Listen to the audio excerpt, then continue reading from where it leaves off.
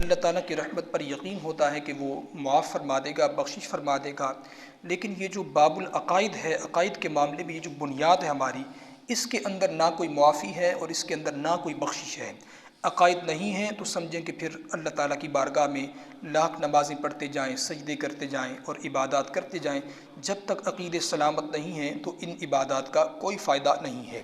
اور یہ جو دلائل ہم ذکر کرتے ہیں، آپ دیکھیں کتنی تفصیل سے ایک ایک بات کو قرآن مجید کی آیات سے ثابت کرتے ہیں، پھر احادیث طیبہ سے، اقوال صالحین سے ثابت کرتے ہیں۔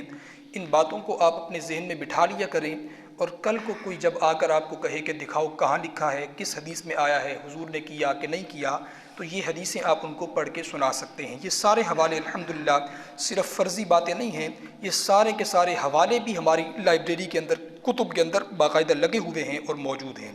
اللہ تعالیٰ ہمیں ان کو سمجھنے کی توفیق عطا فرمائے۔ آج کا جو ہمارا موضوع ہے وہ بھی اپنی نوعیت کے اعتبار سے بڑا خاص موضوع ہے۔ ہمارا یہ طریقہ ہے کہ جب ہم اپنے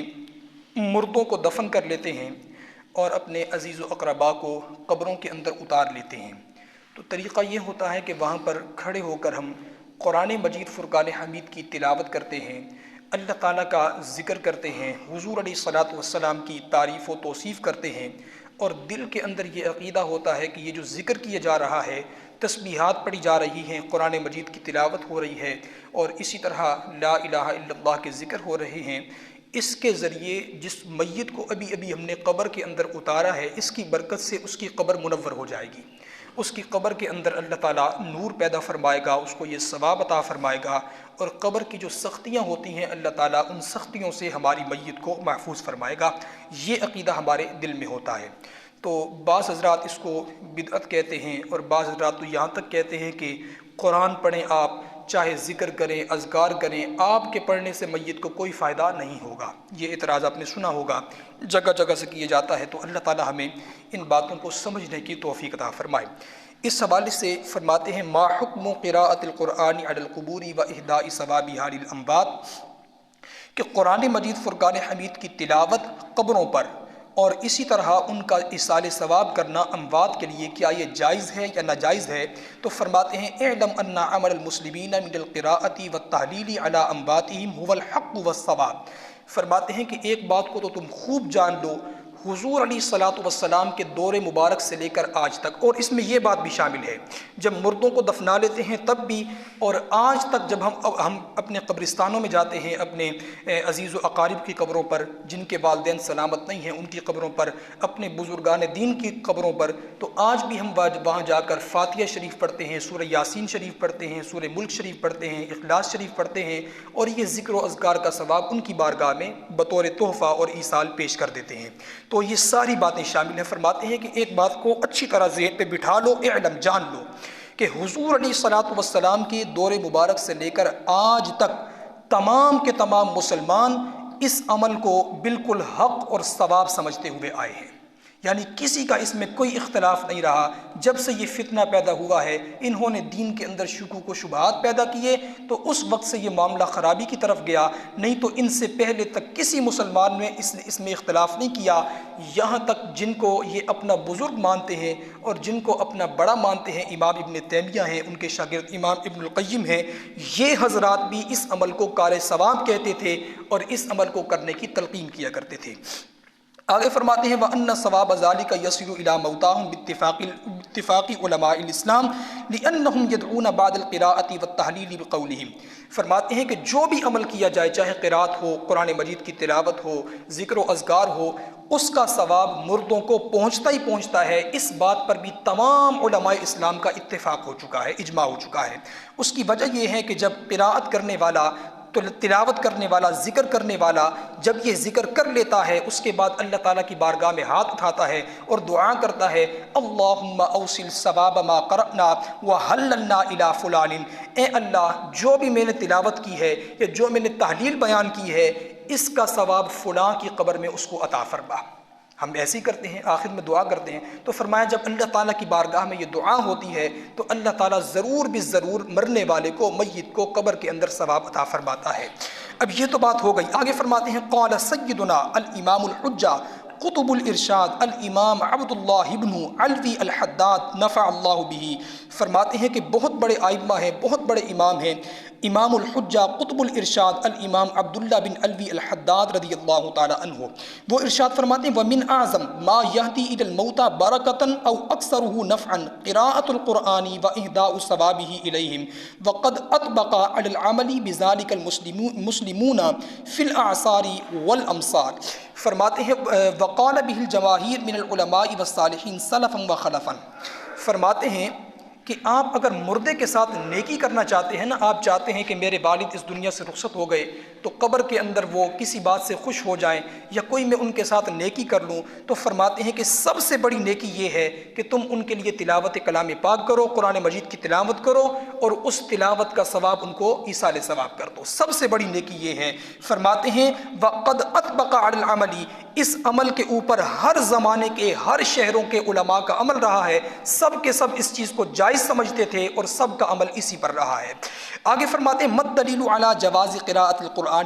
للاموات، کہ یہ جو آپ باتیں کر رہے ہیں کہ یہ جائز ہے، کار ثواب ہے، تو اجماع ہے، تو یہ ہے، تو وہ ہے، کیا اس پر کوئی دلیل بھی ہے کہ یہ ساری باتیں صرف ہوا میں ہیں؟ تو فرماتے ہیں الدلیل علی ذالک ما رواہ الامام احمد و ابو داود و ابن ماجہ، فرماتے ہیں کہ دلیل تو وہی ہے جس کو امام احمد بن حنبل نے روایت کیا، جس کو امام ابو داود نے روایت کیا اور جس کو امام ابن ماجہ نے روایت، یعنی 3 احادیث کی کتاب میں یہ حدیث شریف موجود ہے۔ حضرت معقل بن یسار رضی اللہ تعالی عنہ سے روایت ہے ان النبی صلی اللہ علیہ وآلہ وسلم قال اقرؤوا علی موتاکم سورۃ یاسین، کہ جو تمہارے مردے ہیں چاہے وہ قریب المرگ ہوں یعنی نزع کے عالم میں ہوں، جن کی روح پرواز کر رہی ہوتی ہے، یا وہ وفات پا چکے ہیں، ان کے پاس کھڑے ہو کر تم سورہ یاسین شریف کی تلاوت کرو۔ اگر یہ تلاوت ان کو فائدہ نہ دیتی یا اس کا ان کے ساتھ کوئی تعلق نہ ہوتا تو حضور علیہ الصلوۃ والسلام اس کی تلقین کیوں فرماتے؟ حضور کا تلقین فرمانا یہ بتا رہا ہے کہ اگر تو ان کی روح کا معاملہ اٹکا ہوا ہے یا وہ تکلیف کے اندر ہیں تو سورہ یاسین شریف کی برکت سے اللہ تعالیٰ روح کے نکلنے میں آسانی فرما دے گا، اور اگر روح پرواز کر چکی ہے تو اللہ تعالیٰ اس سورت کی برکت سے ان کی آخرت کی منزل میں آسانی فرما دے گا۔ یہ حدیث شریف اس پر دلالت کرتی ہے۔ اچھا، اگلی حدیث ہے بأخرج الطبرانی والبہقی فی شعب الایمان، امام طبرانی نے اور امام بہقی نے شعب الایمان کے اندر جس کی تخریج فرمائی ہے، روایت کیا ہے حضرت ابن عمر رضی اللہ تعالی عنہ سے کہ حضور علیہ الصلوۃ والسلام فرماتے ہیں اذا مات احدکم فلا تحبسوه واسرعوا به الى قبره فليقرأ عند رأسه بفاتحة البقرة وعند رجليه بخاتمة البقرة۔ حضور فرماتے ہیں کہ جب بھی تم میں سے کوئی ایک فوت ہو جائے، اس کی وفات ہو جائے، تو اس کو روک کے نہ رکھو بلکہ جلدی کرو اور اس کو اس کی قبر کے اندر پہنچا دو، اور تمہیں چاہیے کہ جب قبر کے اندر دفنا لو تو اس کے سر کی طرف کھڑے ہو کر سورہ بقرہ شریف کی ابتدائی آیات اولئک هم المفلحون تک یہ تلاوت کرو، اور اس کے قدموں کی طرف کھڑے ہو کر سورہ بقرہ شریف کی جو آخری 2 آیات ہیں آمن الرسول سے لے کر آخر تک، ان آیات کو تم تلاوت کرو، اس کی برکت سے اللہ تعالیٰ عذاب قبر کو ختم فرما دے گا اور قبر کی سختیوں سے بھی مردے کو محفوظ فرما دے گا۔ اچھا، یہاں پر ایک بات بڑی اہم ہے، ہمارا موضوع تو نہیں ہے لیکن چونکہ حدیث شریف آ گئی تو اس کو بھی آپ سمجھ لیجئے۔ بات یہ ہے کہ ہمارے ہاں یہ رواج بن چکا ہے کہ جب بھی کسی کی میت ہوتی ہے، کسی کے گھر فوتگی ہوتی ہے، تو اولاد کے انتظار میں، رشتہ داروں کے انتظار میں جنازوں کے اندر بڑی تاخیر ہوتی ہے۔ بعض اوقات تو 1.5 دن کا وقفہ پڑ جاتا ہے، یعنی صبح وفات ہوئی تو اگلے دن کہیں جا کر شام کو یا دوپہر کو اس کا جنازہ پڑتا ہے اور پھر جا کر اس کو قبر میں دفنایا جاتا ہے۔ شریعت کے اعتبار سے یہ عمل بڑی سختی سے ممنوع ہے۔ حضور علیہ الصلوۃ والسلام ارشاد فرماتے ہیں کہ جب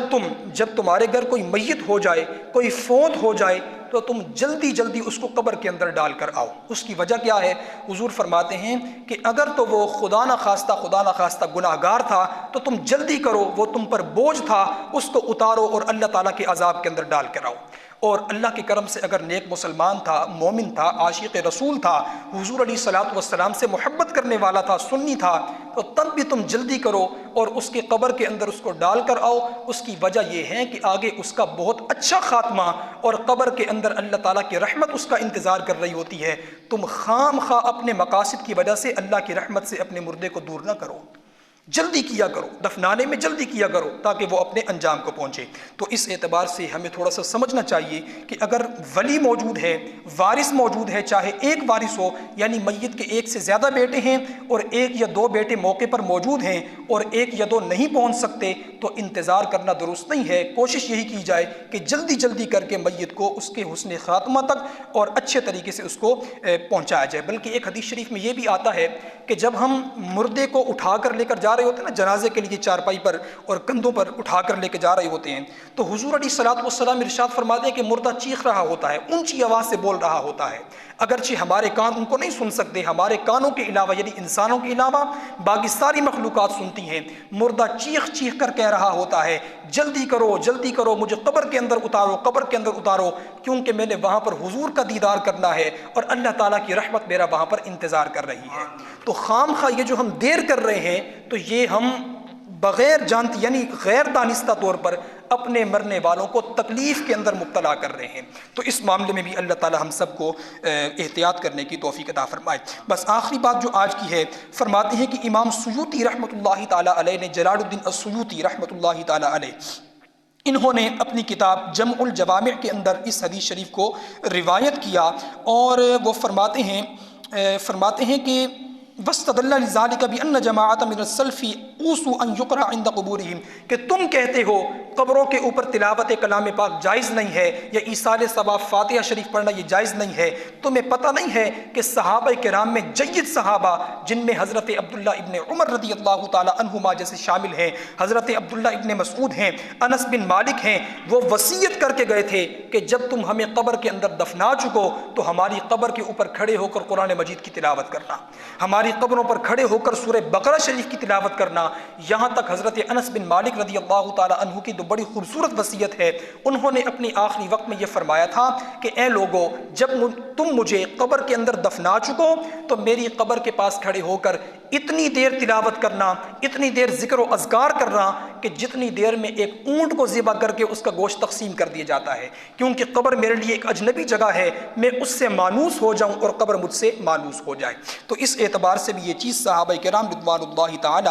علیہم اجمعین کا اس پر عمل رہا ہے کہ ان جگہوں پر جو تلاوت کلام پاک ہے اس کو بالکل کیا جائے۔ تو اللہ تعالیٰ کی بارگاہ میں ہم دعا کرتے ہیں کہ ان باتوں کو سمجھنے کی توفیق عطا فرمائے۔ تو اس ساری گفتگو سے جو ثابت ہوا وہ یہی ثابت ہوا کہ قرآن مجید فرقان حمید کی تعلیمات بھی اسی بات پر دال ہیں، اور صحیح احادیث طیبہ بھی اسی بات پر دلالت کرتی ہیں کہ دفنانے کے بعد، چاہے جس وقت بھی، دفنانے کے فوراً بعد ہو یا بعد میں کبھی ہو، وہاں پر جا کر ایصال ثواب کرنا، بزرگان دین کے لیے، اپنے والدین کے لیے، عزیز و اقارب کے لیے فاتحہ کرنا، یہ حضور علیہ الصلوۃ والسلام کی سنت سے ثابت ہے۔ جو اس کو بدعت کہے گا، اس کا اس کو بدعت کہنا یہ خود بدعت ہے، اور وہ لوگوں کو گمراہی کے اندر ڈال رہا ہے۔ حق بات یہ ہے کہ مرنے والے کو آپ کے ایصال ثواب کی اشد ضرورت ہوتی ہے، اور مرنے والے کو آپ کے یہ جو ثواب بھیجتے ہیں اس کی بہت ضرورت ہوتی ہے۔ حضرت سیدہ رابعہ بصری رضی اللہ تعالی عنہا فرماتی ہیں کہ قبر کے اندر یہ جو تم ایصال ثواب کرتے ہو، یہ جو قرآن پڑھ کے بخشتے ہو، تمہیں اندازہ ہی نہیں ہے کہ یہ مرنے والے کو کتنی خوشی دیتا ہے